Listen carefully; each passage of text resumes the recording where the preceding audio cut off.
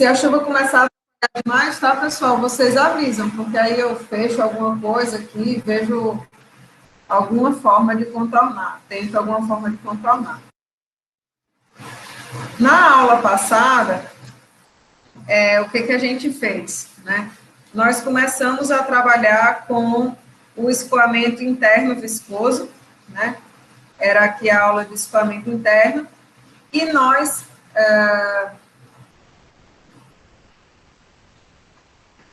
Espera aí que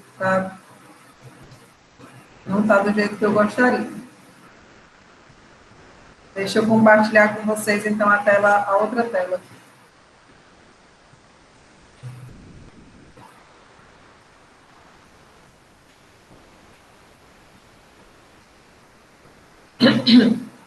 Então, na aula passada, como eu tinha dito para vocês, a gente estava falando sobre escoamento interno, né?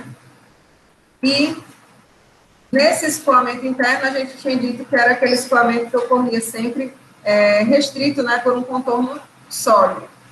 Quando a gente analisou qualitativamente, a gente viu que se eu tinha um perfil uniforme de velocidades em uma seção de alimentação, em seguida a gente tinha a formação de uma camada limite, e essa formação da camada limite, ela ocorria porque justamente esse fluido tinha que obedecer à condição de não escorregamento na parede, e aí justamente a viscosidade atuava para retardar a velocidade das camadas sucessivas de fluido.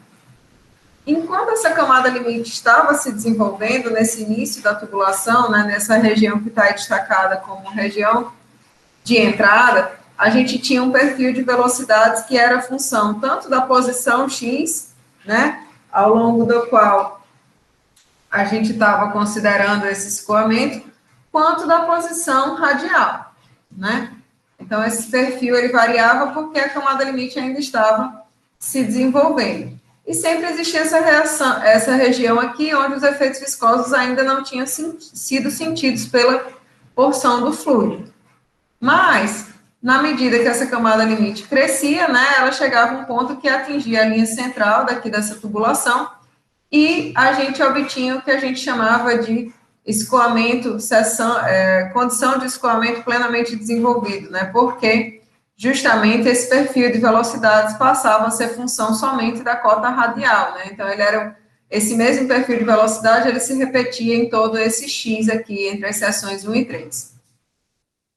Por que entre as seções 1 e 3? Porque após a seção 3, a gente tinha curva, tinha acessórios, né? Elementos que podiam variar esse perfil de velocidades, então era necessário um novo comprimento aí para o desenvolvimento desse perfil, para em seguida ele atingir a condição de plenamente desenvolvido novamente. Essa região de entrada a gente tinha caracterizado ela por um comprimento de entrada LE, e vimos que esse comprimento de entrada ele dependia do regime de escoamento. Então, para um regime laminar, esse comprimento de entrada era aproximadamente 140 vezes o diâmetro, enquanto para o escoamento turbulento, isso estava na faixa de 20 a 40 vezes o diâmetro, certo? Da tubulação. Então, no final da aula passada, a gente começou a trabalhar com os aspectos quantitativos desse escoamento, né? E aí a gente tinha pegado esse elemento infinitesimal, cilíndrico aí do escoamento, e tinha aplicado o teorema de transporte de Reynolds para a conservação do momento linear, né?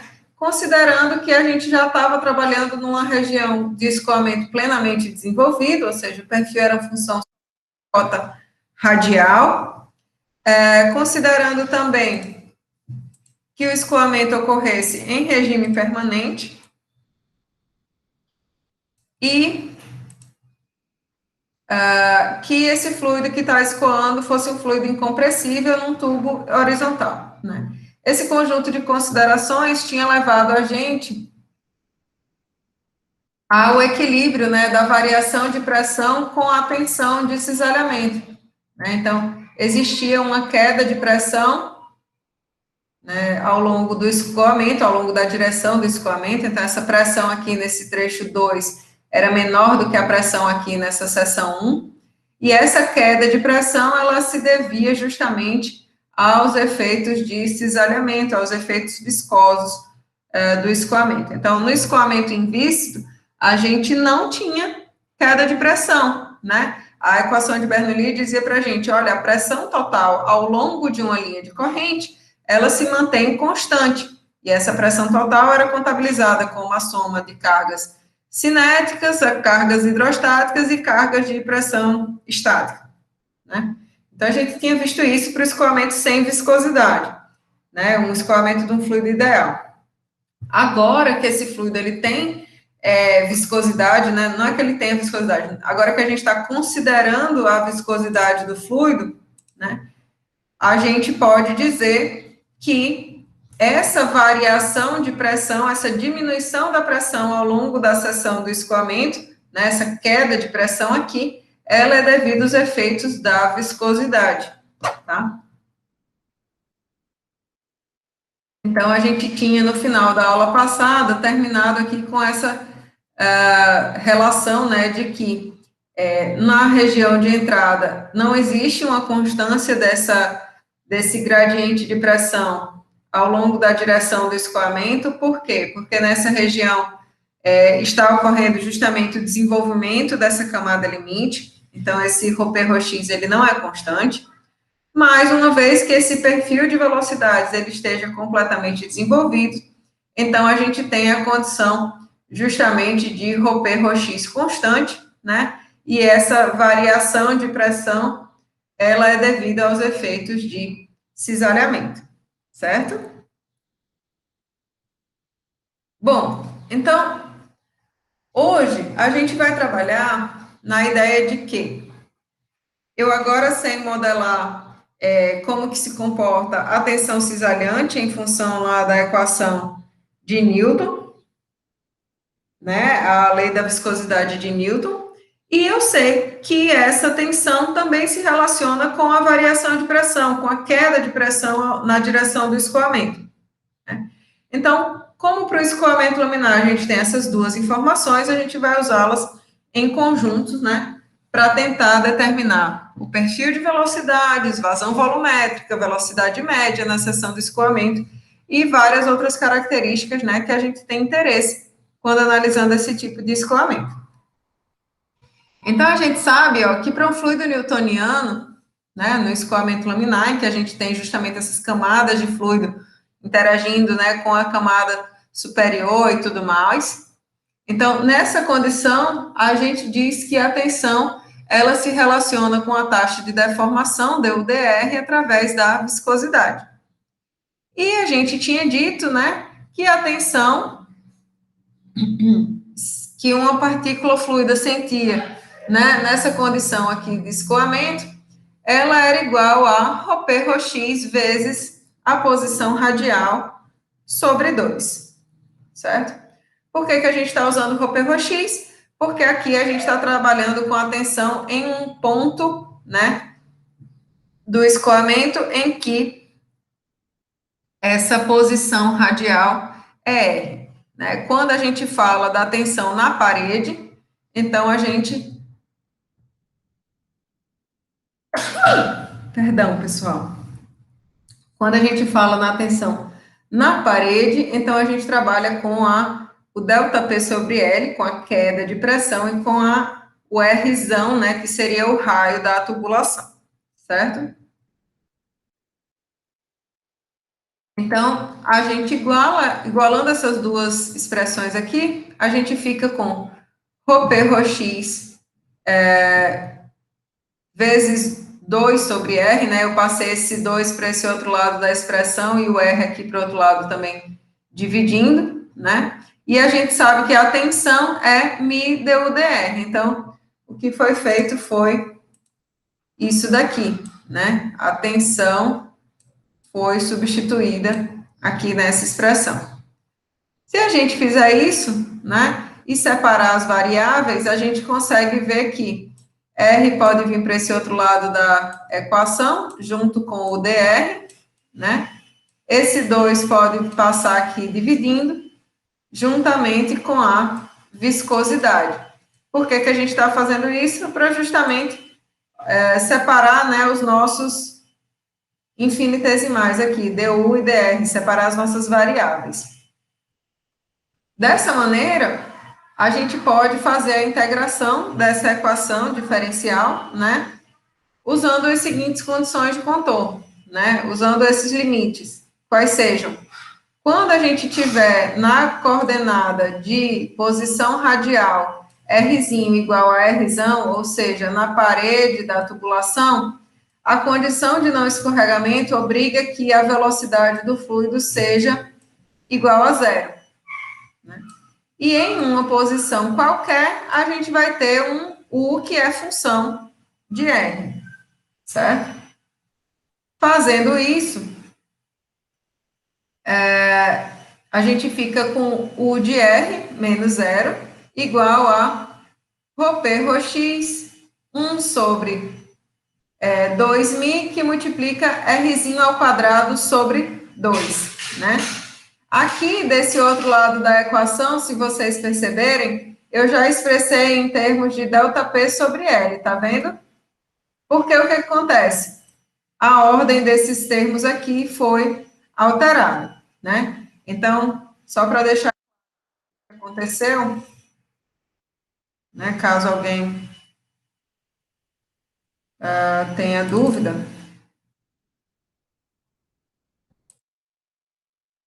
Mas esse negócio tá engraçado. Esse compartilhamento aqui, mas tudo bem, vai dar certo. Então, ó, só para deixar claro aqui, né? Isso aqui, essa integral aqui ia ficar U de R, que multiplica ρP, ρx, 1 sobre 4.000, Rzinho ao quadrado sobre 2, né? O 2 já ficou aqui junto com esse outro 2, virando aqui esse 4, né? E aí a gente ficaria com Rzinho ao quadrado menos Rzão ao quadrado. Só que a gente sabe que ρP, ρx, como a gente falou na aula passada, o gradiente de pressão é o negativo da queda de pressão, né? A gente falou, ó, ρP, ρx é igual a menos ΔP sobre L, né? Então, a gente pode expressar esse nosso perfil de velocidades dessa maneira, né? U de R como sendo ΔP sobre L, vezes 1 sobre 4.000, que multiplica Rzão ao quadrado menos Rzinho ao quadrado, certo? Se a gente colocar o Rzão aqui ao quadrado em evidências, a gente tem justamente a nossa equação geral, né, do perfil de velocidade para o escoamento laminar, certo? Dúvidas, meu povo, nisso daí?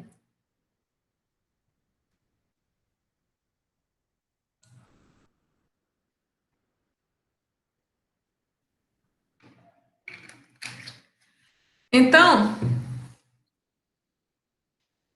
uma vez que a gente saiba o perfil de velocidades, né, a gente tem várias possibilidades adjacentes, né, várias outras coisas que a gente pode calcular. Então, a gente pode calcular a distribuição de tensão, a gente pode calcular a vazão volumétrica, a velocidade média, a velocidade máxima, todas essas características do escoamento, certo?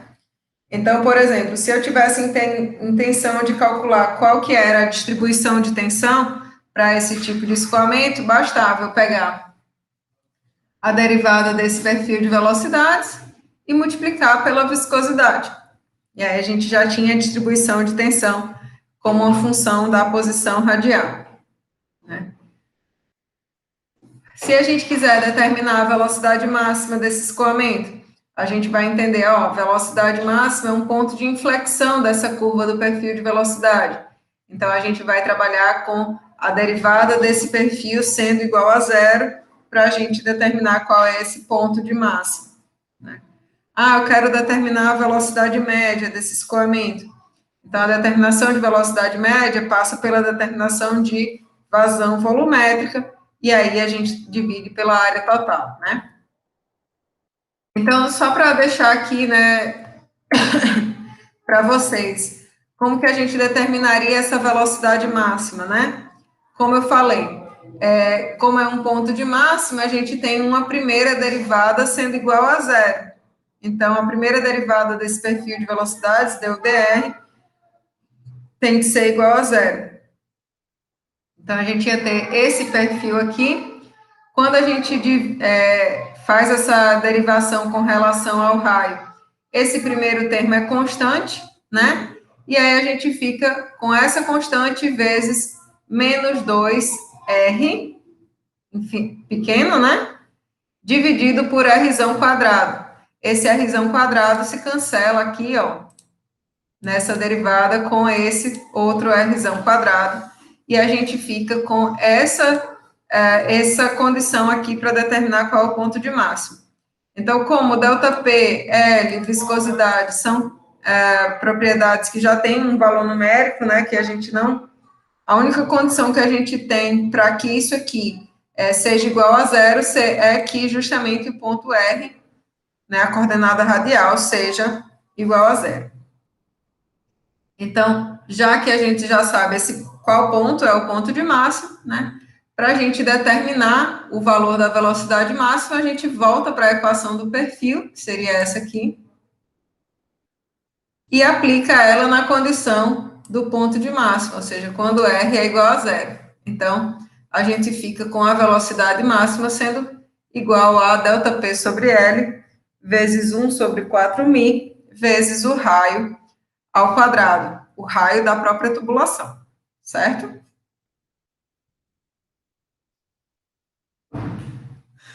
Para a determinação da vazão volumétrica, que também é uma quantidade que a gente tem interesse, né, desse escoamento laminar, a gente pode calcular ela simplesmente fazendo a integração do perfil, né, U de R, ao longo da área infinitesimal desse escoamento, né, e fazer com que essa área englobe toda a seção da tubulação.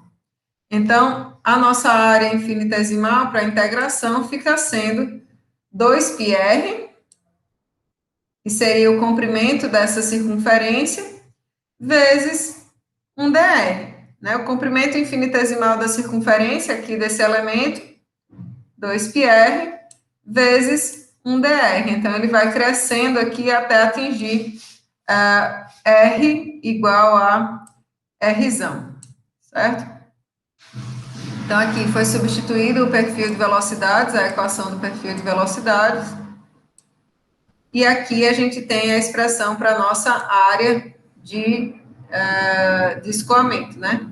Então, a gente cancela esses dois termos, fica ΔP sobre L, que multiplica o μ, sai dessa integral, né? E aqui a gente fica com 2 sobre a viscosidade. O μ e o π, né? Saem dessa integral, e aí a gente fica com essa expressão, né?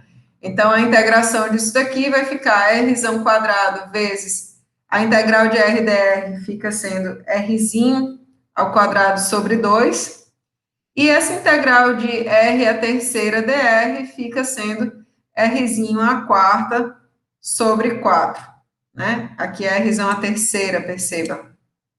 Então, quando a gente integra, vai ficar Rzinho a quarta, né?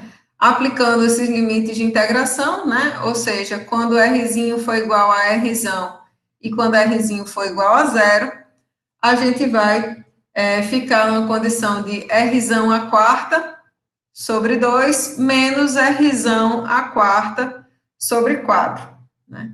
Fazendo o MMC aqui, a gente vai ficar com 2 Rzão a quarta, né?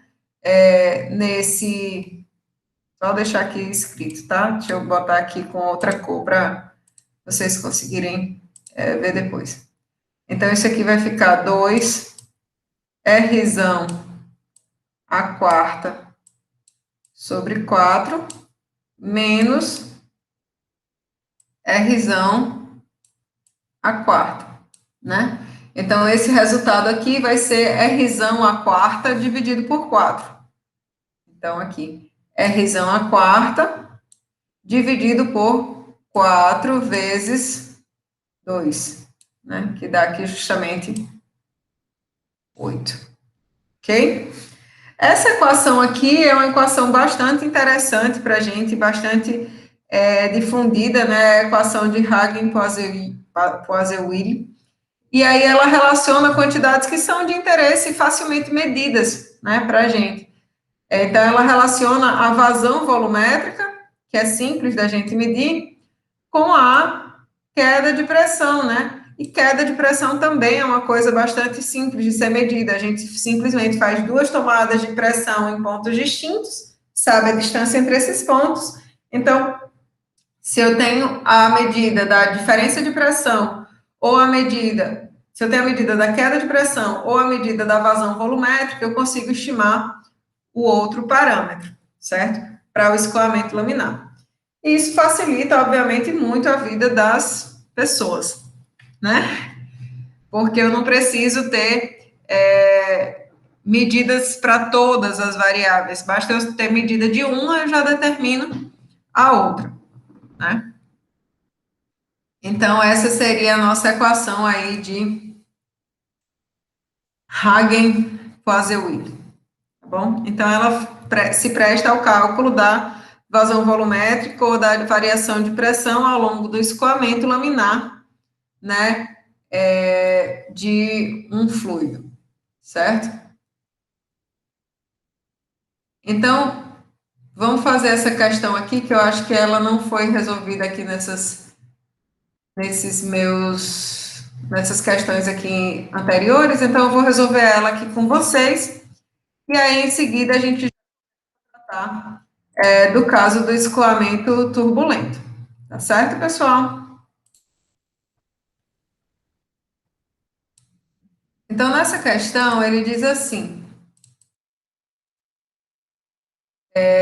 sim, só para deixar claro para vocês, eu vou fazer outras questões desse mesmo tema, né? Mas eu vou deixar elas gravadas como aula de exercício separadamente, tá? Por quê? Porque aí a gente consegue andar com o conteúdo nesse período com o calendário mais fechado, tá bom? Mais restrito. Então, na questão, ele diz assim: um medicamento líquido com viscosidade e massa específica da água deve ser administrado através de uma agulha hipodérmica. O diâmetro interno da agulha é de 0,25 milímetros e seu comprimento é de 50 milímetros. Sabendo que, em valores de Reynolds até o valor de 2.300, o escoamento é laminar, determine a máxima vazão em volume para a qual esse escoamento será laminar e qual será a queda de pressão requerida para fornecer essa vazão máxima, né? Então, veja só, o número de Reynolds, ele é expresso como o produto da...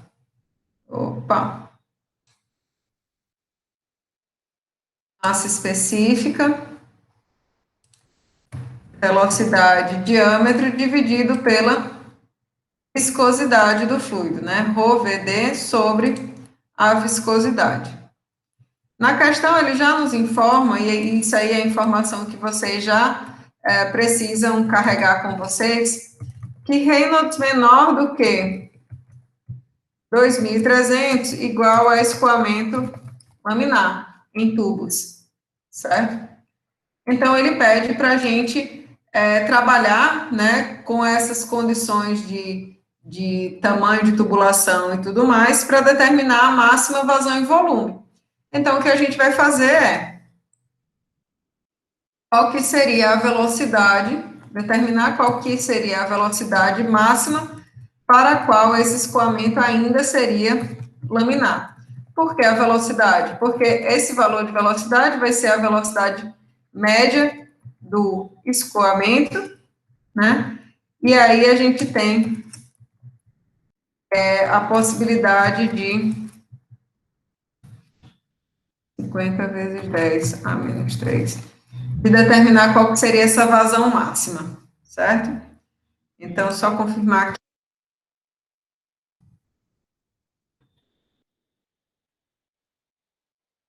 Viscosidade da água, 1,002 milipascais vezes segundo. Então, aqui 1,002 milipascais, né, ou seja, 10 a menos 3 pascal vezes segundo, certo? Massa específica da água, 10 a terceira, e aí a gente consegue determinar qual que vai ser esse valor de velocidade aqui, né?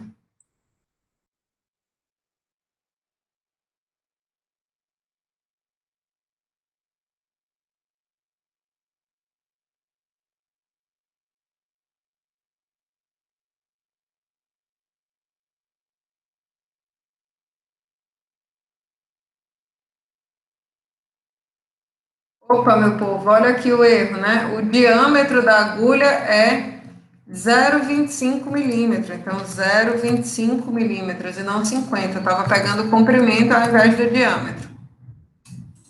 Com esse aqui a gente consegue determinar essa velocidade, tá? Então 10 a menos 3 cancela com esse 10 a menos 3 aqui, e aí a gente fica com 2.300 vezes 1,002 dividido por 10 a terceira, dividido por 0,25, né? Então, essa velocidade aqui do escoamento fica 9,22 metros por segundo, né? E aí, para determinar a vazão volumétrica, a gente sabe que vazão volumétrica é a velocidade vezes a área, né? Já trabalhou isso bastante na outra unidade. Então, a velocidade 9,22 e a área disponível para o escoamento, π vezes o diâmetro, 0,25 vezes 10 a menos 3 ao quadrado, dividido por 4.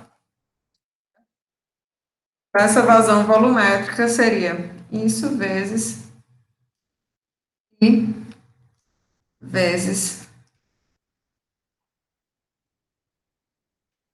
0,25 vezes 10 a menos 3 ao quadrado, dividido por 4. Então, 4,52 vezes 10 elevado a 3, 6, 7. 10 a menos 7 metros cúbicos por segundo, tá? Ah, isso aqui tá. Será que isso aqui faz sentido? Será que não faz sentido esse valor, né? Vamos fazer uma conversão de unidade aqui, né? Então, 1 metro cúbico tem 1.000 litros.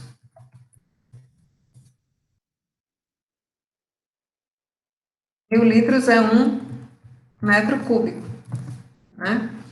E aí a gente sabe que 1 litro tem também 1.000 ml.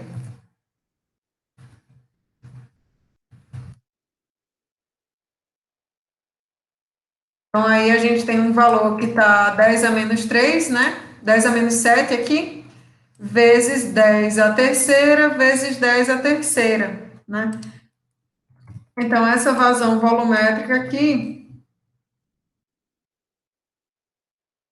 na realidade,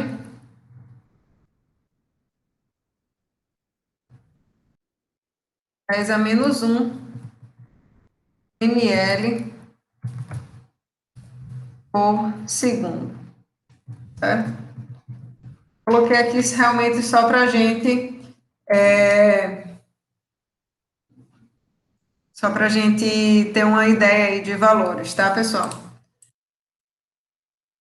Então, uma vez que a gente determinou a máxima vazão e volume para a qual esse escoamento será laminar, a gente pode também determinar qual que vai ser a queda de pressão, né, que seria necessária. Como que a gente vai determinar?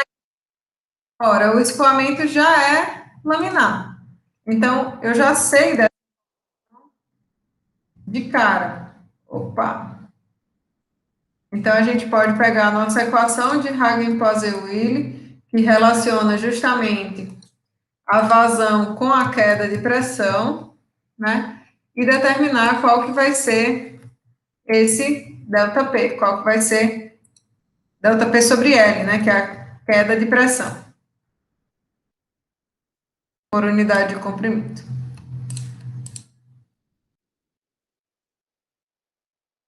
Então, a gente tem 128 vezes μ, aqui no numerador, vezes L, dividido por π vezes o diâmetro à quarta. E aí a gente consegue calcular quem é essa queda de pressão, quem é esse ΔP. Né? Está sendo vazão volumétrica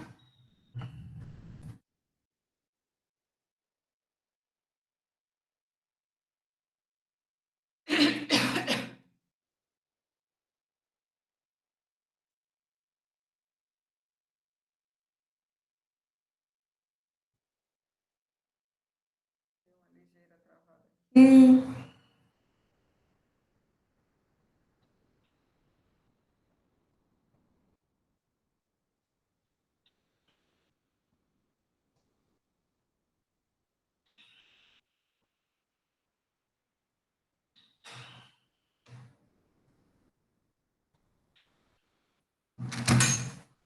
certo. Então, vazão volumétrica vezes 128 vezes a viscosidade do fluido, 1002 vezes 10 a menos 3 pascais, vezes pascal, né? Vezes o comprimento da tubulação, 50 milímetros. Perceba que eu já estou botando tudo aqui nas unidades do SI, nas unidades que a gente já trabalha, tá? Porque facilita a vida da gente em termos da dimensionalidade aí dessas quantidades, tá bom? É mais fácil da gente trabalhar com a equação. Então, vazão volumétrica vezes 128 μ vezes o comprimento dividido pelo diâmetro, 0,25 vezes 10 a quarta, não, peraí, 25 vezes 10 a menos 3 elevado à quarta, certo? Então, a gente ficaria aí com 128 vezes 1002 vezes 10. Professora, Oi. cadê o pi? Ah, faltou o pi aqui no denominador, não foi? Valeu.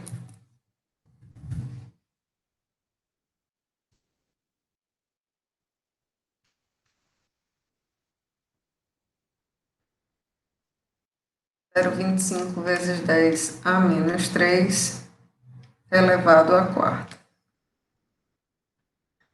Então, essa queda de pressão aqui, não sei se eu cometi algum erro aqui no cálculo, vocês podem verificar. Para mim, esse valor deu 233,463,0 pascais, né? Então, 236 quilopascais.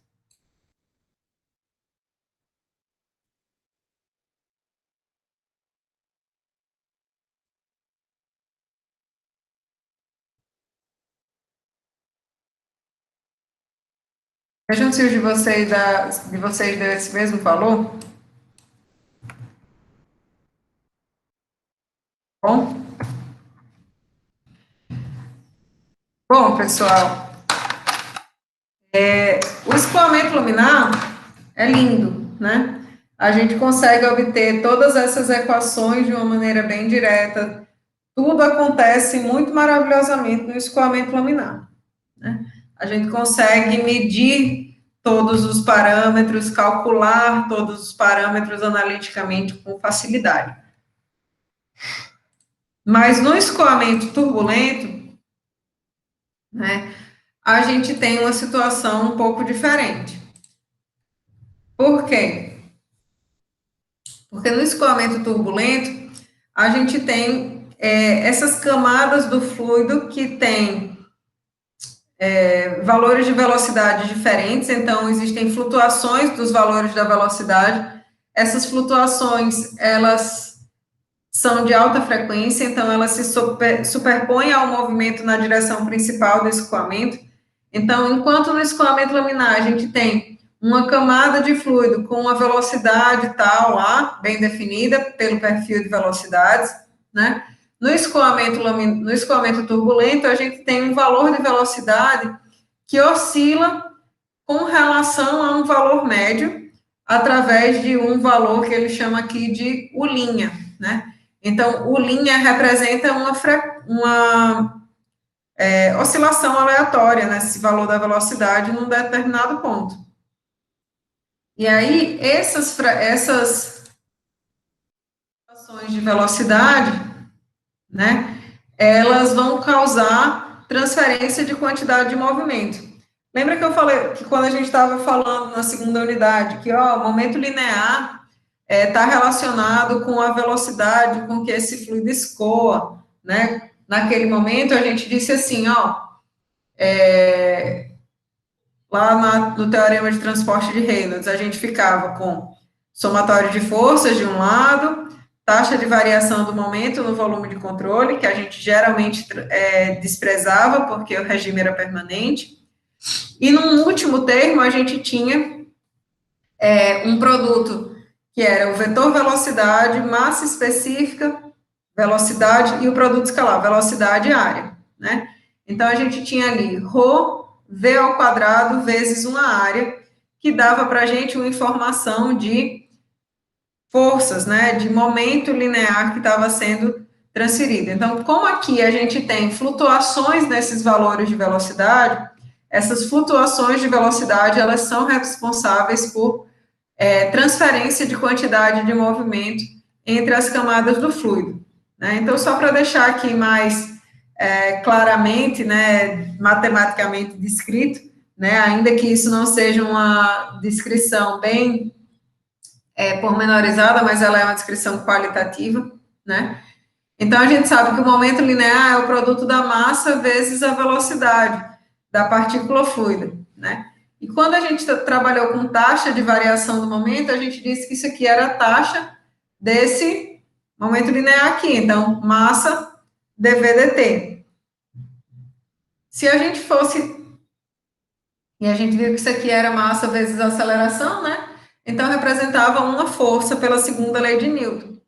Se a gente for calcular tensões devido a essas velocidades aqui, então a gente precisa trabalhar com essas forças atuando em uma dada área, né? Então, a tensão é força dividido por área, então eu podia pegar esse m dV/dt aqui e dividir pela área.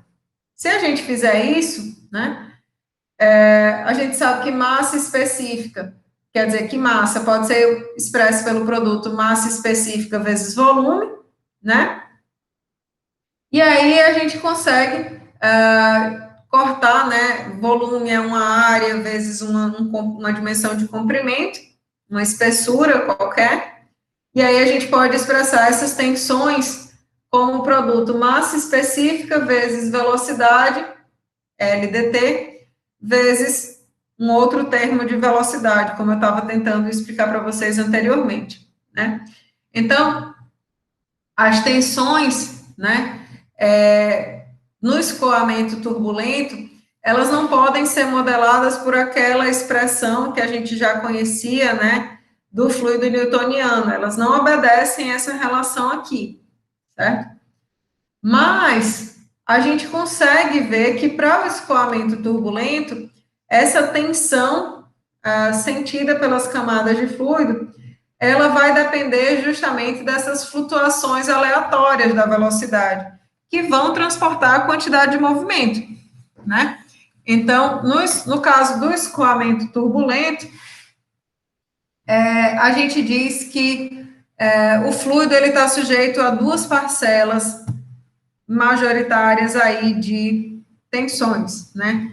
Aquelas que são referentes a uma parcela que a gente chama do escoamento laminar, e aí a gente vai ver mais adiante aonde que essa parcela é maior ou menor, tá?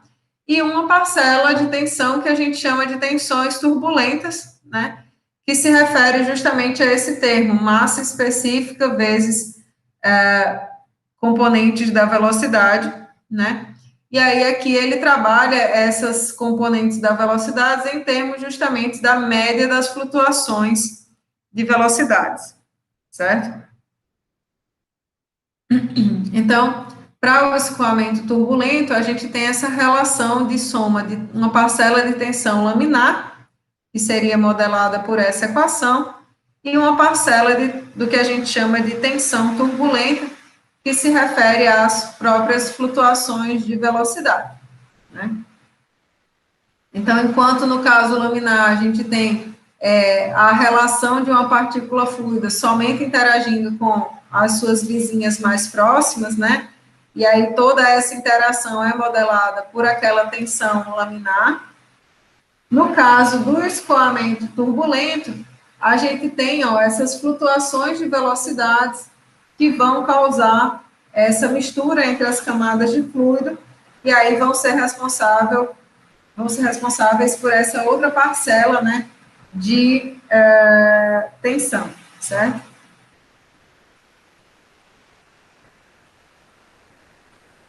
Mas como que a gente vai saber qual das duas é maior, como que a gente vai usar essa informação nos nossos cálculos, né? Aqui nessa figura, vocês me avisam se a chuva estiver atrapalhando muito, viu, pessoal?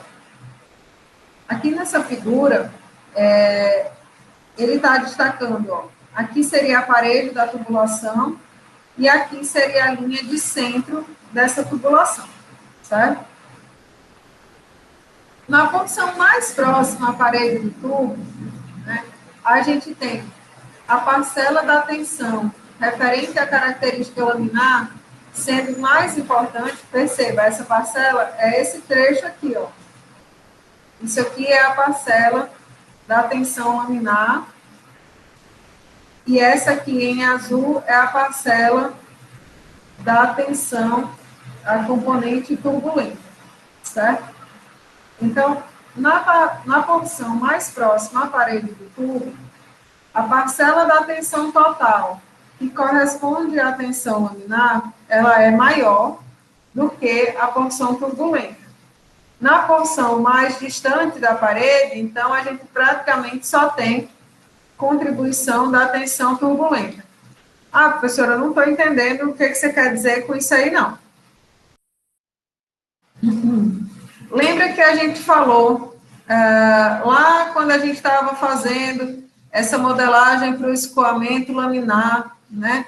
Lembra que a gente falou assim, ó, a tensão de cisalhamento no fluido, ela vai variar linearmente na direção do escoamento, desde zero na linha de centro até um valor máximo na parede, né? Então, essa relação aqui, nesse momento que a gente tinha trabalhado com isso aqui, a gente tinha feito o quê? A gente tinha pegado um elemento infinitesimal, feito esse conjunto aqui de considerações, e aí a gente aplicou um balanço de força. Então, essa relação que a gente obteve, ela não dependia do regime de escoamento, certo? Então, na situação que a gente está analisando agora, a gente está dizendo que a tensão em um dado ponto do escoamento, ela é a soma de... A tensão em qualquer ponto aí, né, ela vai ser a soma de uma parcela de tensão laminar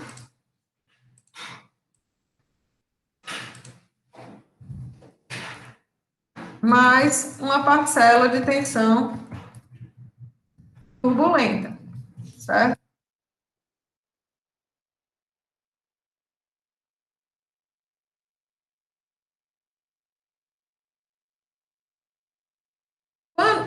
Porém, né, essa soma dessas duas parcelas, ela continua sendo igual à condição que a gente tinha visto anteriormente, né? Continua sendo igual ao nosso ρP, vezes a posição radial sobre 2. Tá certo? Então, o que a gente está fazendo agora é avaliando, nessa condição aqui, dessa soma dessas duas parcelas, aonde que uma é maior, aonde que outra é maior, certo? Então, considerando que essa linha aqui vermelha, que eu estou traçando, representa justamente essa tensão total, né, que a gente falou que era uma função linear aqui da cota radial, ó, perceba que aqui é o raio que está mudando até chegar na condição, ó, da parede, até o raio chegar a Rzão. Então, a gente está, dessa linha reta, né, a gente está avaliando qual das parcelas é majoritária aonde. Então, nas proximidades da parede, a parcela mais importante é a parcela referente à tensão laminar. Perceba, ó, que essa linha pontilhada traz a divisão do que é a tensão laminar, essa linha pontilhada aqui, que eu estou destacando agora de verde, ela traz a separação do que é a parcela laminar e o que seria essa parcela da tensão turbulenta, para formar aqui a linha em vermelho, que seria a tensão total.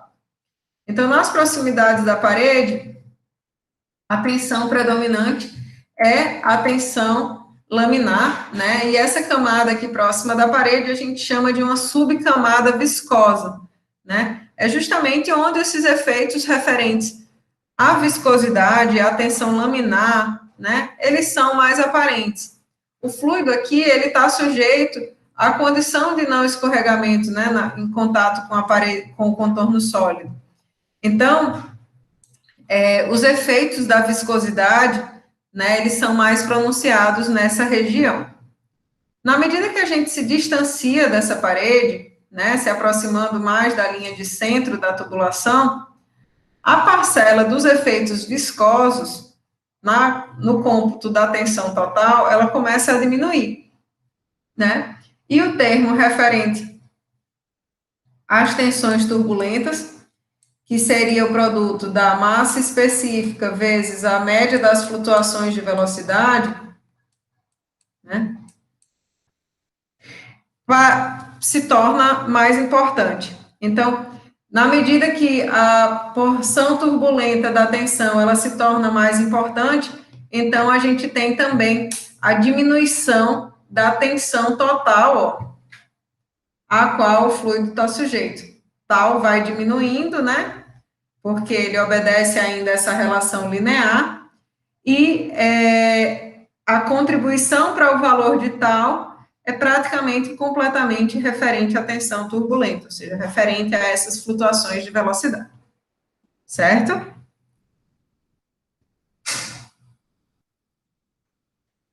Então, beleza.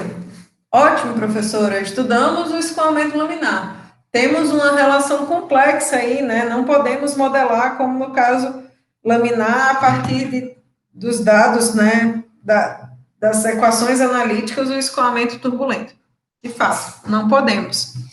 Então, para o escoamento turbulento, a gente vai se utilizar de uma abordagem mista, né?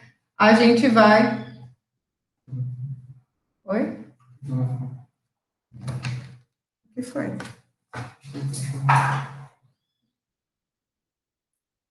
A gente vai trabalhar com essa abordagem mista, né? Juntando os dados empíricos com essas relações, né, qualitativas que a gente já consegue obter. Então, no escoamento turbulento, a gente não pode deduzir o nosso perfil de velocidade, como no caso laminar, porque a lei de Newton, ela não vai ser válida, né, porque a gente não tem essa expressão para a lei de Newton sendo válida no caso turbulento, né, então a gente não tem como relacionar a tensão cisalhante ao gradiente de velocidade. Para esse tipo de situação, então a gente vai trabalhar com os perfis empíricos, né? Então, nessa situação, veja só, A gente sabe que a tensão, ela é a soma dessas duas parcelas que eu falei para vocês, né? E se a gente trabalhar com essa quantidade aqui, tal sobre ρ, né? A gente fica com informações de viscosidade cinemática aqui, vezes um du médio dy, né? E um outro termo que refere-se a média das flutuações de velocidade. Né? Tal sobre ρ, se a gente for verificar as dimensões desse termo, tem dimensões justamente de velocidade ao quadrado, tá? Então, a gente pode considerar essa relação como uma velocidade que a gente vai chamar de velocidade de atrito, né? E aí, alguns experimentos foram conduzidos por vários pesquisadores, relacionando a velocidade média do escoamento com esse termo que seria a velocidade de atrito, certo?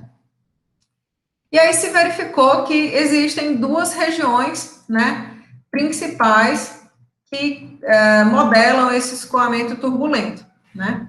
Na região próxima à parede, a gente tem um comportamento linear dessas variáveis com a direção, com essa cota y, que seria justamente a distância, né, ponderada com relação ao raio da tubulação, a distância ao raio ponderada pelo raio da tubulação, e nessa região próxima à parede, que é a nossa subcamada viscosa, a gente tem essa relação aqui sendo válida, né?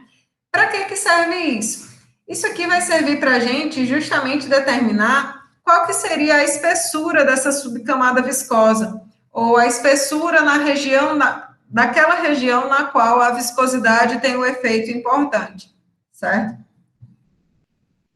Numa outra região, um pouco mais distante da parede, né, a gente tem essa relação aqui sendo válida, né? E aí a gente tem esse outro, digamos assim, perfil de velocidade para o escoamento turbulento.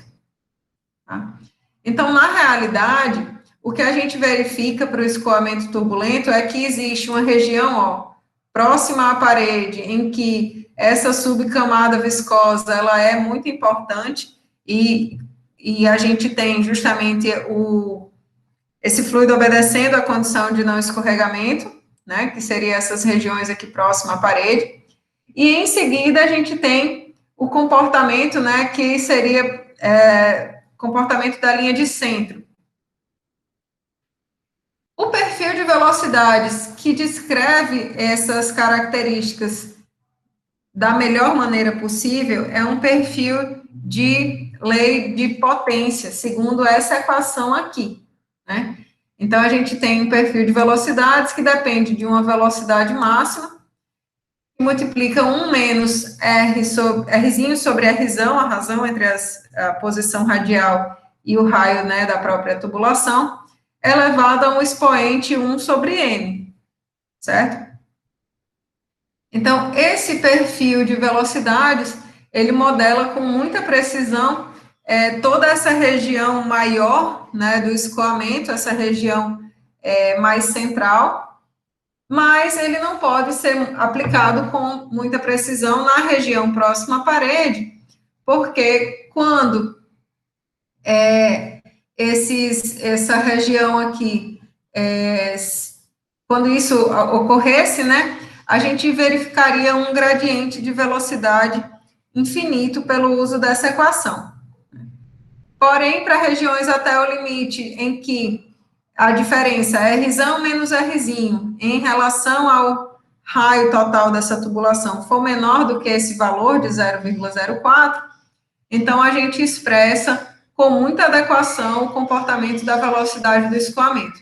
Então, é basicamente o que eu tinha dito para vocês, né? A gente tem uma região maior, que seria essa região da linha de centro mesmo, do escoamento, né? E a gente tem a região das subcamadas viscosas, né? Tanto, né, ao longo do contato do fluido com a tubulação. Então, nessa região, a lei de potência, ela não é adequada, né? Mas ela modela a maior parte do campo de escoamento com grande acurácia, né? Ela é uma boa equação para a maior parte do nosso escoamento turbulento, certo? Esse expoente que modela esse perfil de velocidade, né, que representa essa lei de potência, ele vai ser dependente, né, justamente do regime de escoamento. Então, se a gente tem um regime de escoamento com um Reynolds muito elevado, então esse expoente aqui, N, ele também vai se tornando maior, né? E aí a gente vai verificar qual o efeito disso sobre o perfil de velocidade, né? Aqui nessa figura, ele representa, ó, aqui é a linha de centro da tubulação, e aqui seria a parede, certo? Então, ó, para um perfil laminar, a gente teria uma relação como essa, né? Quando aquele expoente N, ele vale 6, o perfil do escoamento turbulento seria algo como essa linha azul mais vibrante, né? Se a gente aumenta, né, o regime, esse escoamento ele se torna mais turbulento, o número de Reynolds aumenta, então esse expoente N, ele se torna maior, como eu falei para vocês, e o perfil de velocidades, veja só, o escoamento do fluido, ele passa a sair de uma condição de velocidade igual a zero para a condição de velocidade máxima muito mais rapidamente, né? Então, ó, aqui, essa relação aqui, esse eixo horizontal, traz para a gente a velocidade com relação à velocidade máxima, né? E veja só, a velocidade máxima é atingida justamente na linha de centro da tubulação em todos os casos, certo? Então, no caso do escoamento laminar, a gente tem essa relação bem parabólica, né? Demora bastante para a gente chegar na condição de velocidade igual à velocidade máxima. No escoamento turbulento, se torna mais rápida, né, essa ascensão, e para o escoamento turbulento com N igual a 10, que seria mais turbulento ainda, então esse fluido ele já sai da parede, ó, e muito rapidamente ele já atinge a condição de velocidade igual à velocidade máxima, certo? Então, a gente diz que o perfil de velocidades no escoamento turbulento, ele é achatado em relação ao perfil laminar, e quanto mais turbulento for esse escoamento, mais achatado vai ser esse perfil. Como assim achatado, professora? Assim achatado, né? Então, aqui, ó, a gente mostra um perfil de velocidades para o escoamento laminar versus um perfil de velocidades para o escoamento turbulento com N igual a 7, né? E aqui o mesmo é mostrado, ó, só que para a comparação de duas condições de escoamento turbulento, né? Com N igual a 5, a gente tem um perfil mais rombudo, e com N igual a 10, ó, rapidamente a gente atinge a condição de velocidade máxima, né? Esse perfil, ele se torna mais achatado. Dúvidas, meu povo?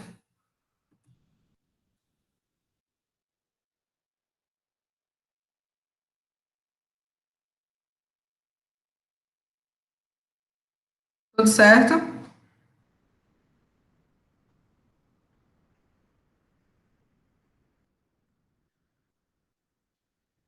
Bom, estando tudo certo, tranquilos aí com o escoamento turbulento, estando tudo certo, né, no escoamento turbulento a gente não tem, como no caso laminar, aquela equação para determinar como que se dá o perfil de velocidades, então eu não consigo calcular analiticamente. Essa equação que a gente verificou aqui é uma equação empírica, né? Então eu não consigo, a partir disso aqui, analiticamente determinar qual que é a vazão, qual que é a queda de pressão, né? Isso aqui não vai servir para eu fazer isso, tá?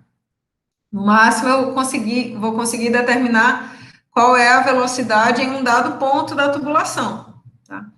Então, analiticamente, eu não chego no mesmo ponto que a gente chegou para o escoamento laminar.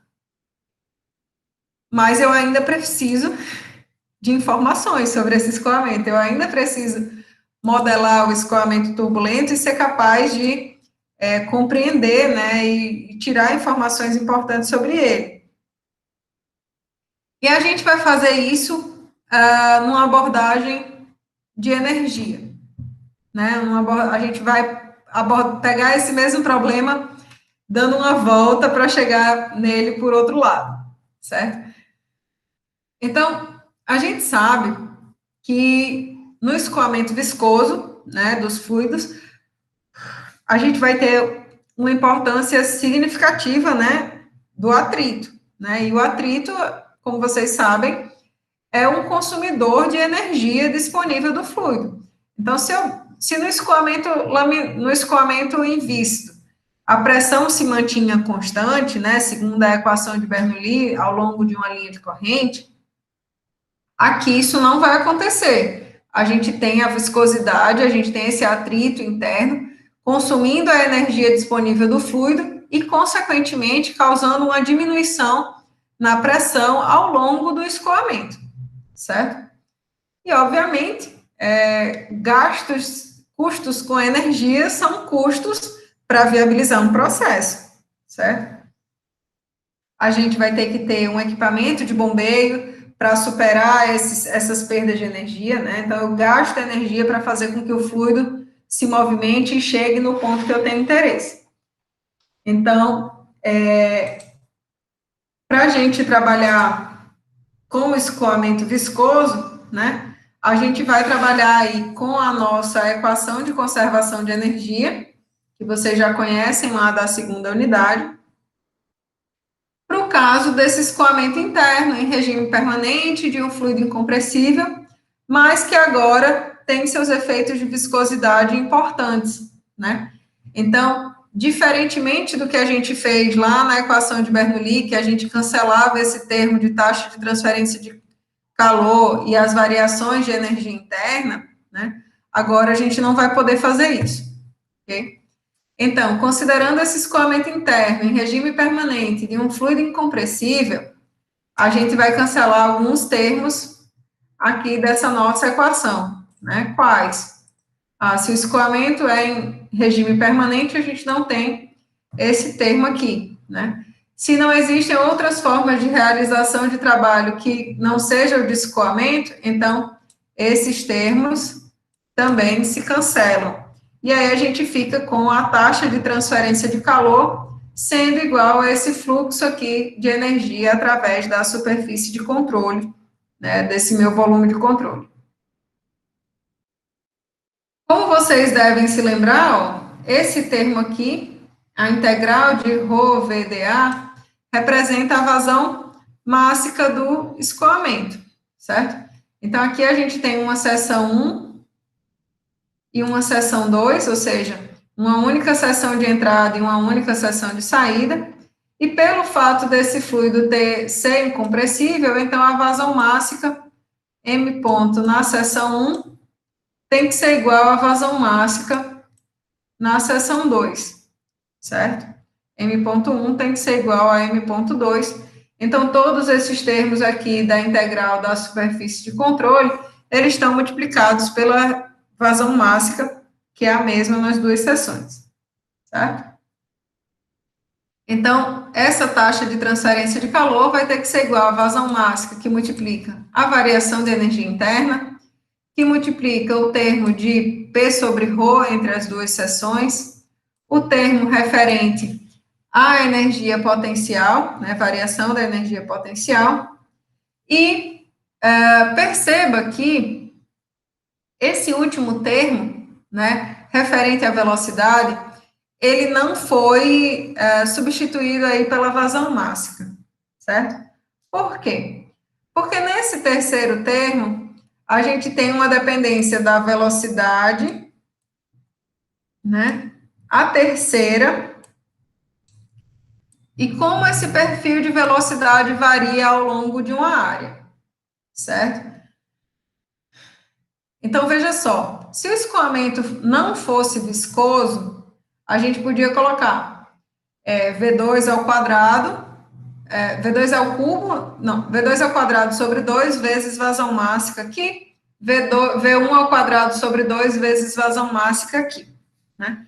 Só que a gente tem, pelo fato do escoamento ser viscoso, a gente tem os perfis de velocidade, seja o perfil laminar ou o perfil turbulento. Então, eu sei que a velocidade, ela não é constante ao longo da seção do escoamento. Então, eu precisaria integrar esse perfil elevado ao cubo ao longo da área do escoamento, certo? Para a gente não ter que fazer essa integral, a gente vai trabalhar com o que a gente chama de um fator de correção de energia cinética. Esse fator de correção da energia cinética, ele traz para a gente justamente que diferença que faz, matematicamente, entre eu trabalhar com o caminho da integração do perfil de velocidades ao longo da área e trabalhar com o produto vazão mássica vezes um valor médio de velocidades ao longo da seção, certo? Então, veja só, aqui eu trago justamente a relação do caminho integrado dividido por vazão mássica vezes velocidade média. Conseguem ver que isso aqui, se o caminho da integração for uniforme, né? Eu tiver a mesma velocidade na seção inteira, conseguem ver que esse alfa vai ser igual a 1? Porque isso daqui, ó, vai ficar ρ V a quarta, é isso? Peraí.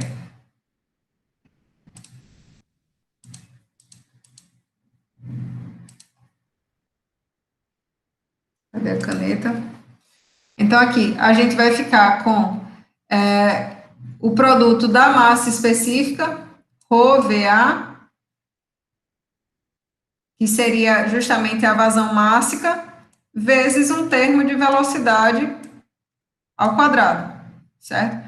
Então, se esse caminho integrado ele for igual ao uso da velocidade média, então alfa vai ser igual a 1.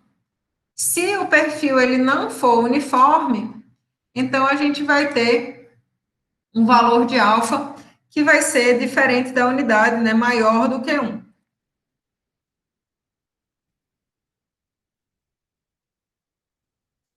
Então, ao invés da gente trabalhar com essas integrais aqui, né, de V a terceira ρ dA sobre 2, a gente vai trabalhar com o produto alfa vezes vazão mássica vezes velocidade média ao quadrado, certo? Então, alfa vezes vazão mássica, velocidade média ao quadrado da seção 2 sobre 2, alfa, vazão mássica, velocidade média ao quadrado da seção 1 sobre 2, tá?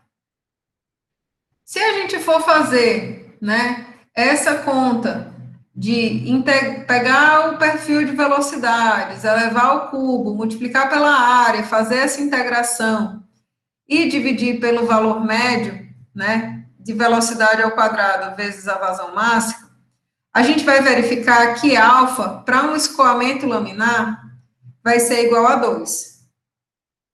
Se o escoamento for turbulento, a gente vai obter uma relação como essa, que vai depender justamente daquele expoente N que caracteriza o quão turbulento é esse escoamento, certo?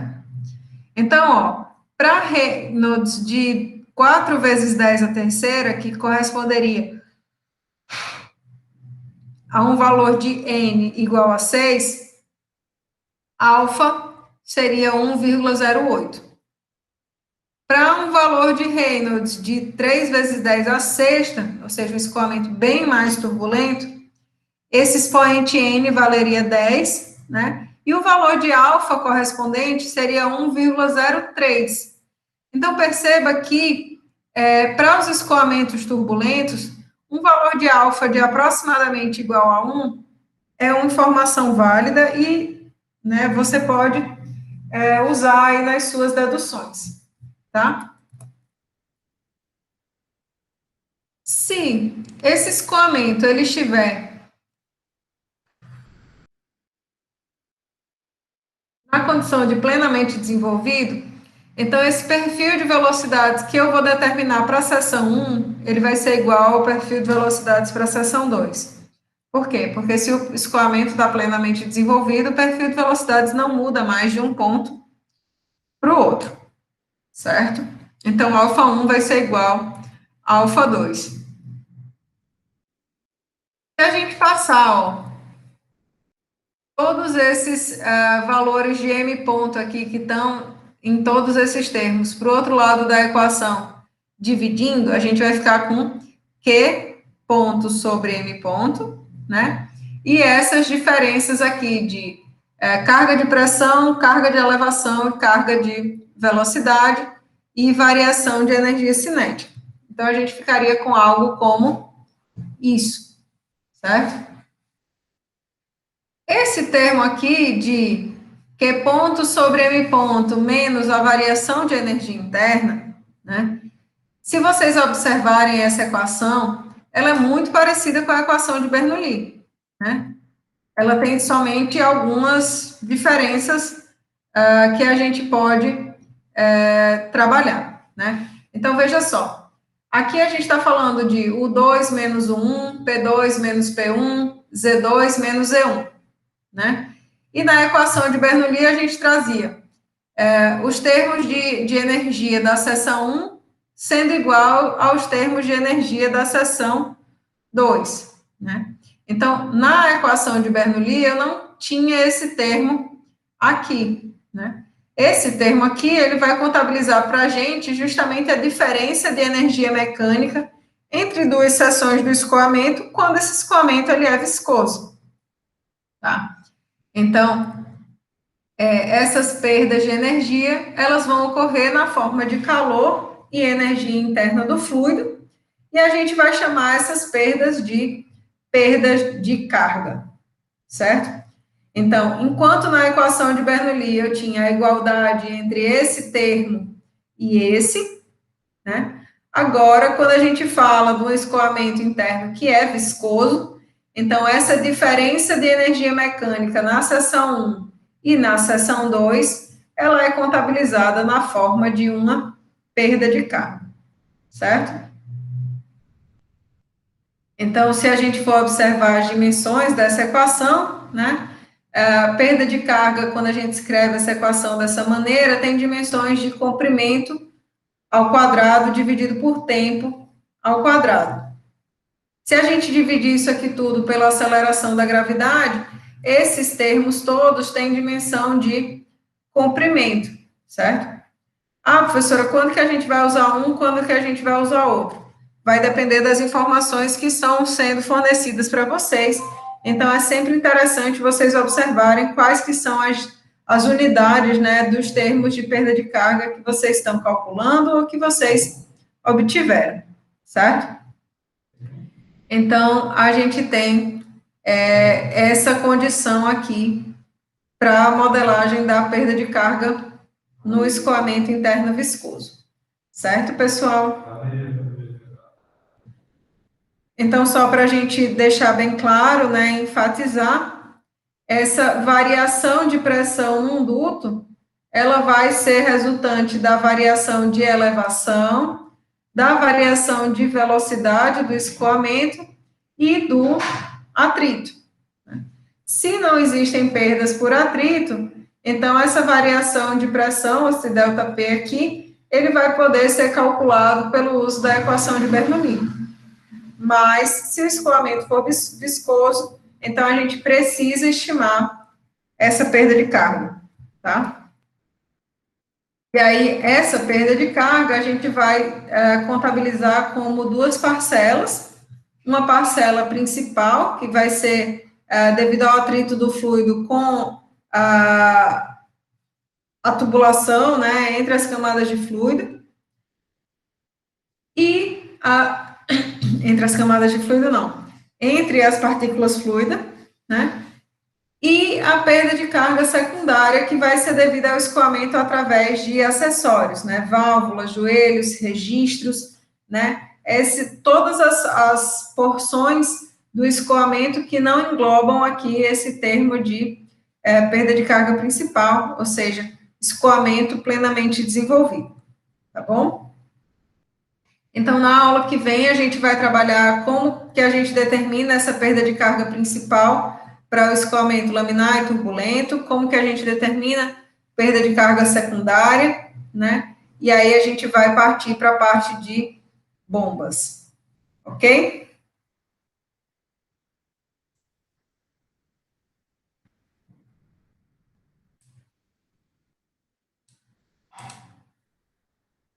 Tá certo, Ana, coloco sim.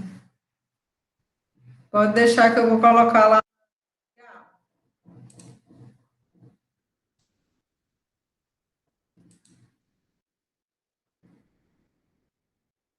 Engraçado.